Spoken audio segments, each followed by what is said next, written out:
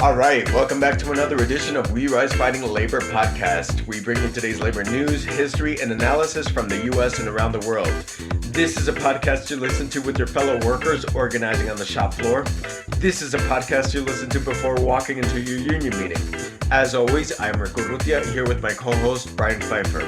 This week, we're going to forego our usual music introduction and get right down to the news. Half of this episode is dedicated to our continued coverage of the genocidal acts taking place in Occupied Palestine. We also discuss the protests taking place in the U.S., along with the calls of solidarity from Palestinian Trade Unions. I will also be reading a statement written by the Graduate Employees Organization, Local 3550 in Ann Arbor, which aligns very much with the calls of solidarity from the Palestinian Trade Unions.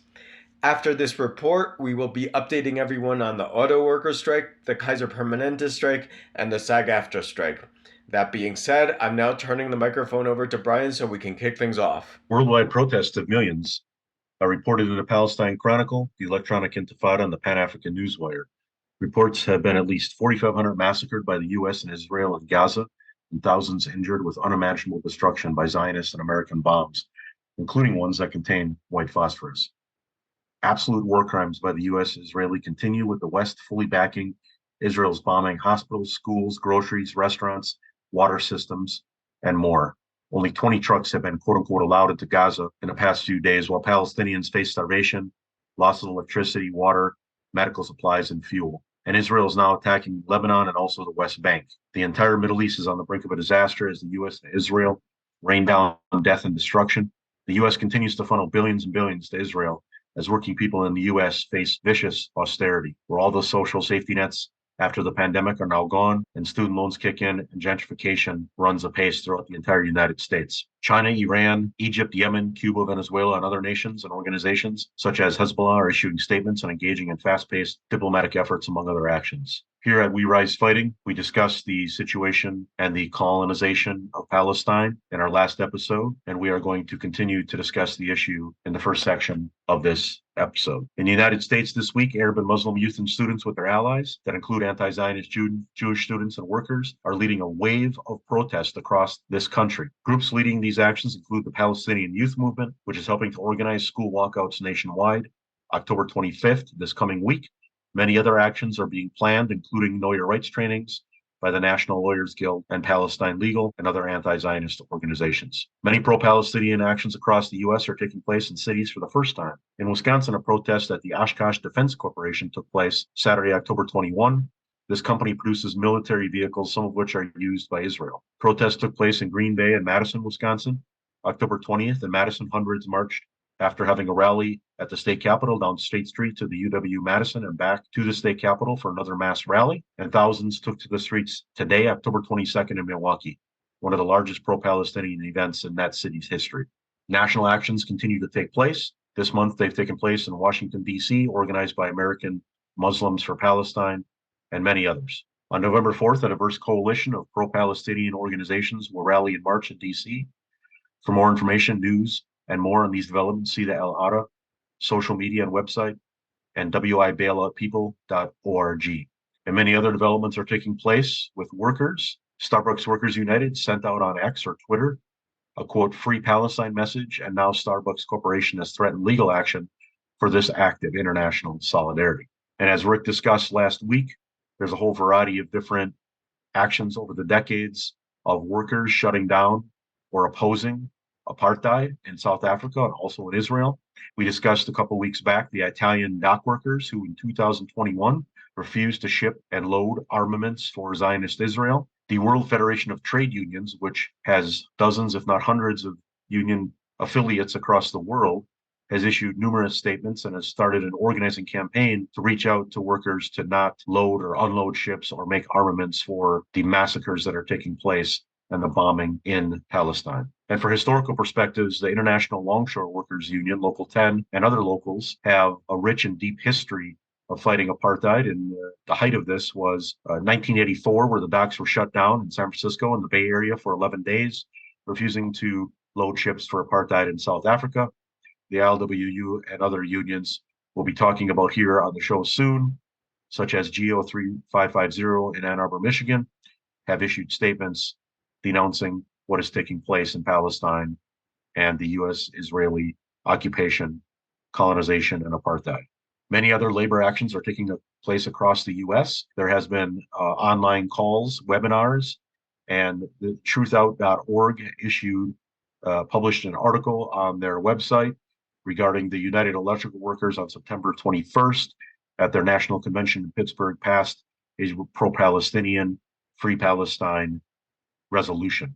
And their locals are taking up discussions regarding that resolution across the United States within the UE. An urgent call from Palestinian trade unions: end all complicity and stop arming Israel. Rick is going to talk to us about that and the demands that Palestinian trade unions are asking other unions around the world to take in regard to opposing what is taking place against Palestinians by the U.S. and Israel. Rick? Yeah, Brian, that's something that I shared with you right before we jumped on this call, was an urgent call from Palestinian trade unions.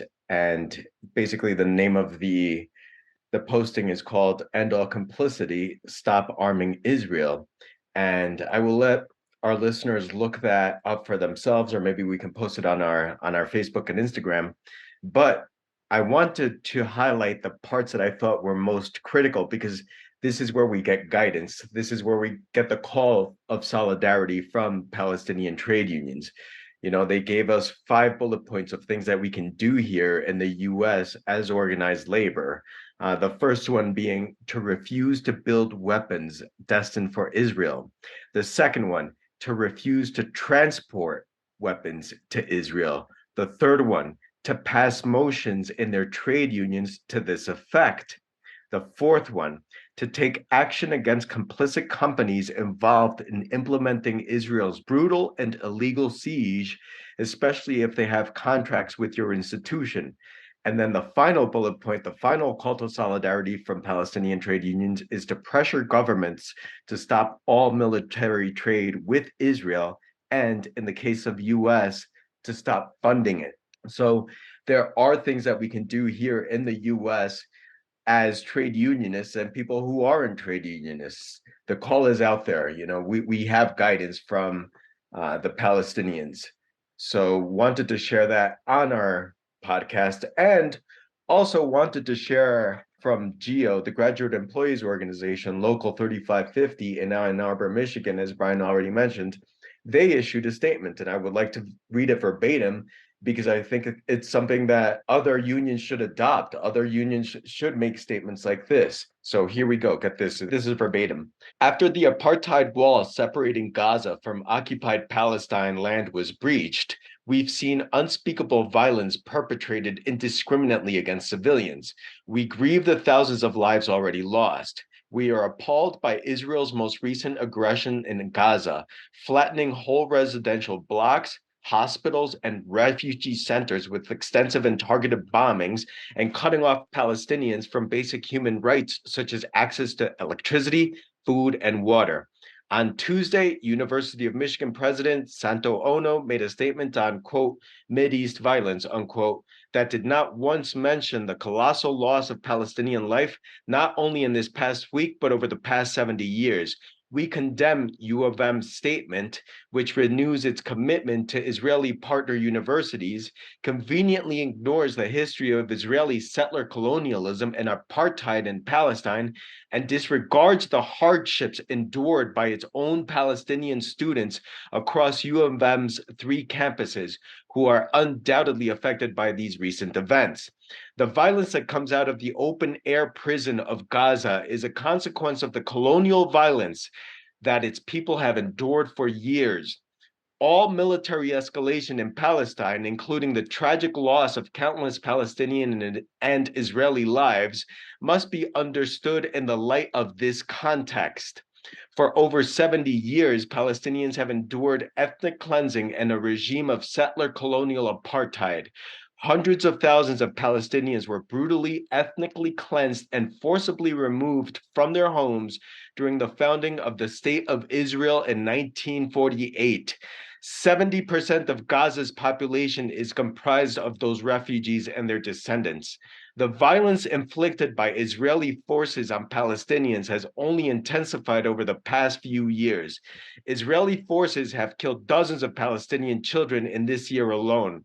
The recent anti-Palestinian pogroms on the town of Huwara are but one instance of Israeli settler aggression. Thousands of Palestinians are held captive in Israeli prisons, many without the right to trial. Millions more are trapped in the open-air prison that is the Gaza Strip, where they have limited access to medical supplies, shelter, work, or even the bare minimum of safety. The UN declared Gaza living conditions, quote unquote, unlivable in 2018, indicating that a continuation of its humanitarian disaster would amount to a creeping genocide. This system of apartheid is supported by the American government and tax dollars. U of M invests in companies such as Boeing, Lockheed Martin, and Hewlett Packard Company, which have contributed technologies that have perpetuated human rights violations against Palestinians. This is unacceptable. We call on U of M to immediately divest from any companies that are involved in violence in the region. GEO urges anyone calling for nonviolent resistance to support the peaceful movement for boycott, divestments, and sanctions, BDS, against Israeli apartheid. That's a statement, man. And that's what the Palestinian trade unions are asking us to do. Exactly. Make statements like that and connect the dots for people. It's Boeing, it's Lockheed Martin, the universities. Yeah, that's the kind of statement that they're talking about. So thank you, Gio, for putting that out there and putting that out there so boldly. I first came across that on Instagram. And honestly, yeah, I hope that this serves as a tool for anyone listening, any other trade unionists listening. You can bring this sort of thing to your union and make this pass this type of resolution. If you would like to see this statement, you can go to Gio's website, GEO 3550.org. That's geo3550.org. All right, Rick. So we rise fighting listeners. We were on the picket line for United Auto Workers Local 75. They had a warm welcome for us. We met the financial secretary of UAW Local 75 in Milwaukee recently and the president on the picket line. And delegations are coming from all over the states there in Wisconsin to Milwaukee and also in Hudson, Wisconsin, where there's also another picket line. The workers in Milwaukee, now that, and especially in the Midwest, where winter is coming fast upon us and colder weather, are asking for donations of hand and foot warmers, firewood, and solidarity resolutions and donations to strike funds. Contact the local where you are to make sure that you have the correct information to where you can drop off supplies and where you can send a check to the strike fund correctly. So, Rick, as we see, the UAW members are still on strike all over the country, and you have a report on that as well as other labor actions that are taking place. I see. Yeah, that's right. As far as the UAW, I did go to their website today and just took some stuff off of there to just catch everyone up. They do have a press release that is intended to speak about UAW and GM negotiations, but in that press release, they actually speak about negotiations with the three automakers. So that press release is dated October 20th, 2023, of course. And I'm going to be sharing from that to update folks on where the UAW strike is at. As far as wages, at all three companies, as of this week, we have a 23% raise on the table. That's up from 20% just a few days ago and up from 9% when they made their first offer. The companies kept saying they hit their limit and then their limit went up. We think there's more ground to be gained. All right. And then they speak on wage tiers. At the three companies, we have killed massive wage tiers. This is a major win and has been a major priority. We believe in equal pay for equal work. At GM, CCA, and GMCH, we will make production wages. This represents huge raises for those members and will end the toxic wage tier divide among these members. As far as wage progression, The UAW states, "We started these negotiations with a ridiculous 8-year progression. Ford is now down to 3 years, where it was in the mid-90s. At GM, they want to two-tier the progression with 3 years for all current employees and 4 years for future hires. Obviously, this is not, in capital letters, going to fly. If Ford can do it, so can GM, and we are not adding a new tier." And finally, as far as profit sharing, and there is more information on there if you want to delve a little deeper, but these are some of the more recognizable items that they spoke to. Let me cover two more actually: profit sharing and temps. At all three companies, we've been able to beat back concessionary profit sharing proposals. At Ford, we've actually enhanced it, and temp workers with 90 days will now be eligible. At GM, we've maintained profit sharing but added eligibility for temps with 1,000 hours on the job. And finally, speaking to temp workers, they state the following: "We're fighting to end the abuse of so-called temp workers who make lower wages, have fewer rights, and little security. At GM, we've hit the $21 an hour for temps, with all of the temps who have a year and getting immediately converted to full time. At all three, we're still negotiating a pathway for future temps to get converted to end the abuse of these members. We're fighting hard to win language across the big three that will make sure that temporary work is just that, temporary." So that's some of the updates from the UAW and the strike against the big three. Another thing that recently happened is there was a strike at Kaiser Permanente by healthcare workers. And these healthcare workers are represented mostly by SEIU, but I wasn't able to find a press release on the SEIU website. So I had to lean in on the Kaiser Permanente website. So take this with a critical eye, but just trying to get some sort of update as to where things are at. So this is what Kaiser Permanente reports. And this is from last week, I believe. So Kaiser Permanente and the coalition of Kaiser Permanente unions are pleased to jointly announce that in the early hours of October 13th, 2023, we reached a tentative agreement for a renewed national agreement, bringing the nearly 7 months of contract negotiations to a conclusion. The coalition and Kaiser Permanente wish to thank Acting U.S. Labor Secretary Julie Su for her instrumental involvement in bringing negotiations to a close. The tentative agreement now goes to more than 85,000 Kaiser Permanente employees who are represented by coalition unions for ratification. The ratification process will begin October 18th. Once ratified, the agreement will have an effective date of October 1st, 2023, meaning it's retroactive. The new 4-year agreement will offer coalition-represented employees competitive wages, excellent benefits, generous retirement income plans, and valuable job training opportunities that support their economic well-being, advance our shared mission, and keep Kaiser Permanente at a best place to work and receive care. The tentative agreement, and it offers us a few bullet points, establishes new minimum wages over 3 years for coalition represented employees that will reach $25 an hour in California and $23 an hour in other states where Kaiser Permanente operates. It also provides guaranteed across-the-board wage increases totaling 21% over 4 years. It enhances employees' performance sharing plan with minimum payout opportunities and a substantial maximum payout opportunity. And finally, the last bullet point that Kaiser Permanente offers is it increases investments in professional development and job training and includes other initiatives to help address the staffing crisis in healthcare. Now, again, as I said before I started reading this, acknowledge, please, that this is coming from the Kaiser Permanente website, not the SEIU website, and this is certainly not coming from the membership itself. Now, one of the things that stands out to me that I would like to bring up on this podcast is that both Kaiser Permanente and the language that I have heard from the Service Employees Union is that once this tentative agreement is ratified, and also there's an air of celebration already as far as the tentative agreement, like it's already a done deal. Now, I just want to say this for the sake of our listeners who may be new to this.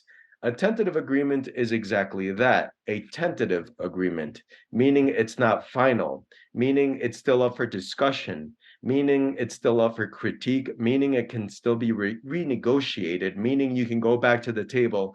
A tentative agreement doesn't mean it's a final agreement and that the membership has to accept it.